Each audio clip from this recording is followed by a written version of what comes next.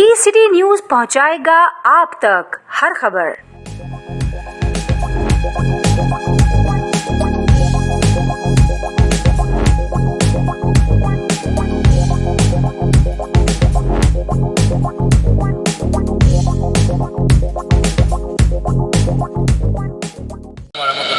Doctor क्या कहेंगे आज के दिन पे कोई पैगाम पाकिस्तानी कौम को, और कितने सालों से आप यहाँ पे करते हैं?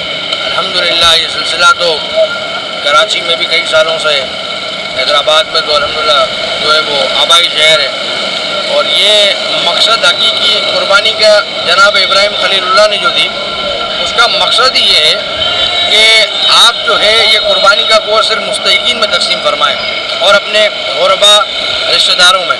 और इसका जो पैगाम है, आज जिस जगह से हमारा मुल्क इस वक्त गुजर रहा है, और उमराओं को चाहिए कि अपने मालों को अपने घरों से, अपनी तिजोरियों से निकालें, गुरबाओं में तकसीम करें, क्योंकि ये आज बिल्कुल ही बे आसरा यारो मददगार हैं। आज ये जो जगह जहाँ आप देख रहे हैं, ये कई सालों से यहाँ हमारा रेगुलर दस्तरखान लगता है, साफ़ माल से जो सादात के लिए लगता है। रमज़ान में 30 रोज़ा यहाँ इफ्तार भी था, 5000 लोगों में कपड़ा भी तकसीम हुआ, राशन भी यहाँ से ट्रक तकसीम होता है हर महीने। और ये काम सादात के तो खामोशी से हो जाते हैं।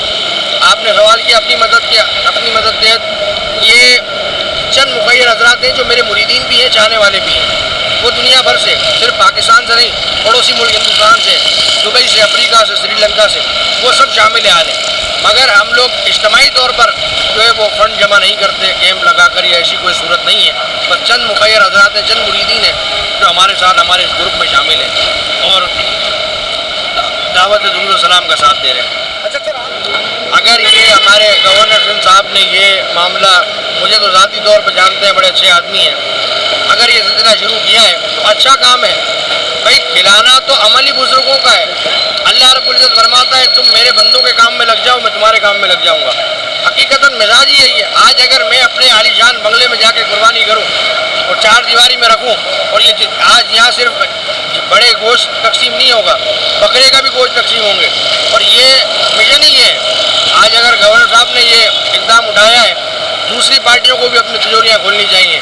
वो भी कम से कम ईद उल अज़हा और ईद उल फितर, ये मुसलमानों के दो बड़े अजीम त्यौहार हैं, कम से कम इसमें अपनी तिजोरियाँ खोल कर और मुल्क में ऐसी फ़िज़ा बना दें कि कोई मोहताज ना रहे, कोई भूखा ना सोए, उनकी औलादों को भी घरों में गोश्त पहुँचे, वो भी ईद के दिन बारबेक्यू का मज़ा ले सकें। तो हम ये गोश्त के साथ साथ उनके घरों में 1000 रुपये या 1100 रुपये 11वीं वाले पीर की निस्बत से वो ये भी दे रहे हैं ताकि वो तेल ख़रीदें, ताकि सब्ज़ियाँ ख़रीदें, और ईद के दिन कम से कम जो है वो कोई रेडी ना चलाए, ईद के दिन कम से कम कोई जो है मजदूरी ना करे, और जो है वो अपनी औलाद के साथ बैठे, जैसे हम गोश्त खाएंगे वो भी आज के दिन गोश्त खाएँ।